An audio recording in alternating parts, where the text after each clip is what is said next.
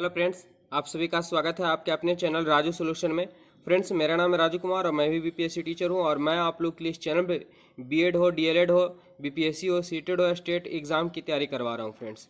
तो चलिए, इसमें टॉप क्वेश्चन है जिसका राइट आंसर आप लोग बताना, साइंस का है। ये वही सवाल लेकर के आए फ्रेंड जिस टाइप के सवाल पूछे जाते हैं और बिल्कुल यहाँ से आपको एग्जाम में देखने को मिल जाएगा। आप लोग उम्मीद है कि सभी बीएड का फॉर्म भर चुके होंगे और आप लोग तैयारी में लग चुके होंगे। तो चलिए फ्रेंड्स, इन क्वेश्चनों को आंसर दीजिए और हमारे चैनल से पहले जुड़े थे चैनल को पहले सब्सक्राइब कर लीजिए, साथ में बेल आइकन भी दबा लीजिए ताकि आपको समय समय पर नोटिफिकेशन मिलता रहे।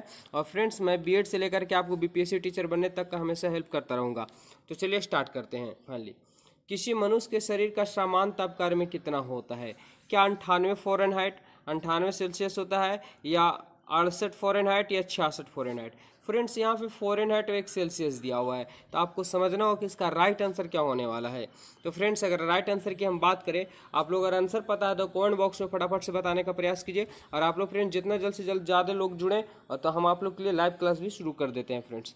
तो किसी मनुष्य के शरीर का सामान्य तापमान में जो होता है 98 फ़ारेनहाइट होता है फ्रेंड्स। ठीक है, 98 लोग बोलते हैं, लेकिन 98 के साथ में क्या होना चाहिए? फ़ारेनहाइट होना चाहिए फ्रेंड्स। ऐसे अगर सेल्सियस में पूछा जाए तो 37 डिग्री सेल्सियस होता है मनुष्य का सामान्य शरीर का तापमान। ठीक है, चलिए आगे बढ़ते हैं। अगला सवाल क्या है देखेंगे फ्रेंड्स। दिया हुआ है कि किसी ठोस पदार्थ के बिना द्रव में बदले सीधे वाष्प अवस्था में परिवर्तन होने को कहते हैं। सवाल को पहले समझिएगा कि कोई ठोस पदार्थ के बिना ठोस पदार्थ के बिना द्रव को सीधे कहाँ रूप में बदल दिया जाता है? वाष्प में। जैसे पानी, और पानी को खूब तेजी से गर्म किया जाता है तो पानी वाष्प बन करके उड़ जाता है। तो यह प्रक्रिया क्या कहलाता है?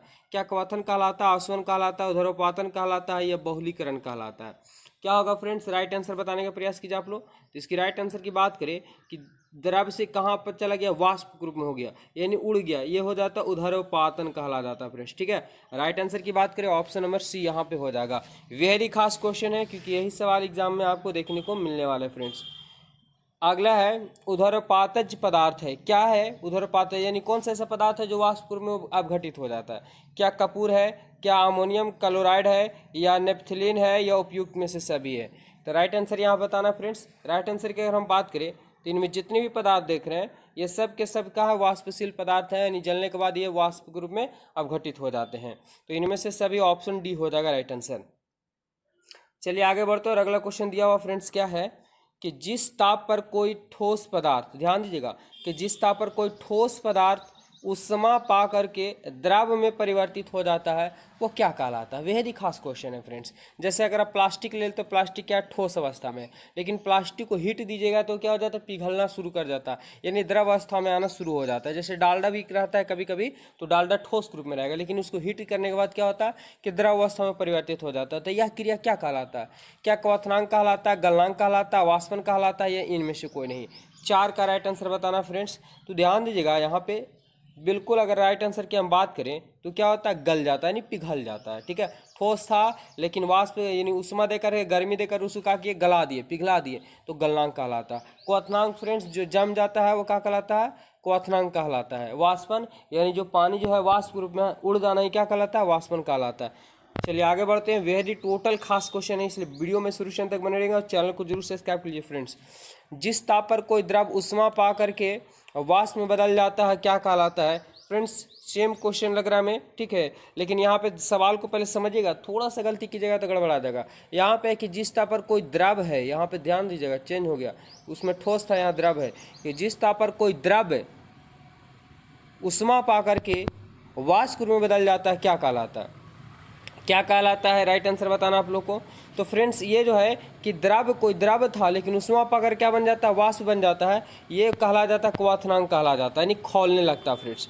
द्रव था लेकिन उष्मा पाकर क्या कर जाता है? वो उष्मा पाकर वाष्प बदल जाता है, यानी खौलने लगता है, तो उसे क्वथनांक बोलते हैं। ठीक है, राइट आंसर की बात करें सी हो जाएगा यहाँ पे।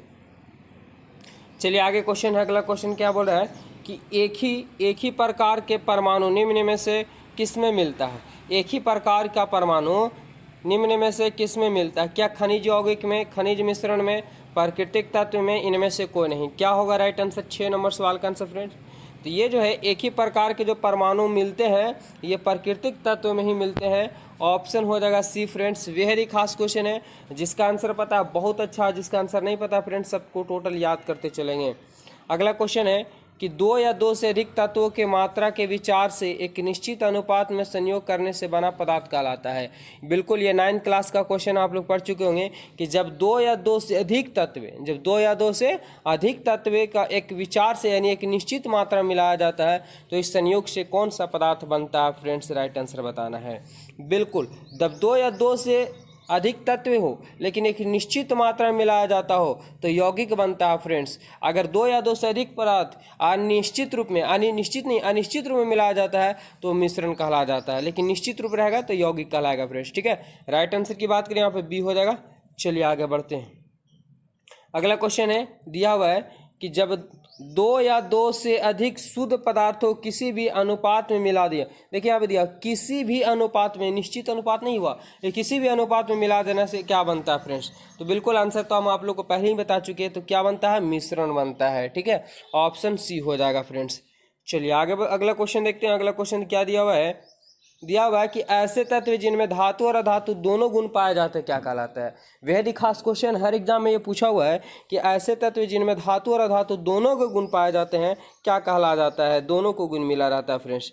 ठीक है, तो ना तो ये धातु होगा ना तो ये अधातु होगा, ये क्या बन जाता है, तो उपधातु बन जाता है फ्रेंड्स। ठीक है, राइट आंसर क्या होगा, ऑप्शन बी। अगर आप लोग बी बताएं तो बिल्कुल सही है। चलिए आगे बढ़ते हैं और अगला क्वेश्चन देखेंगे।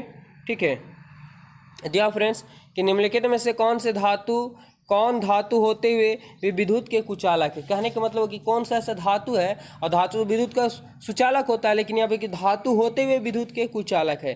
क्या टीन है, कॉपर है, लेड या निकेल है, कौन है फ्रेंड्स, राइट आंसर बताना है।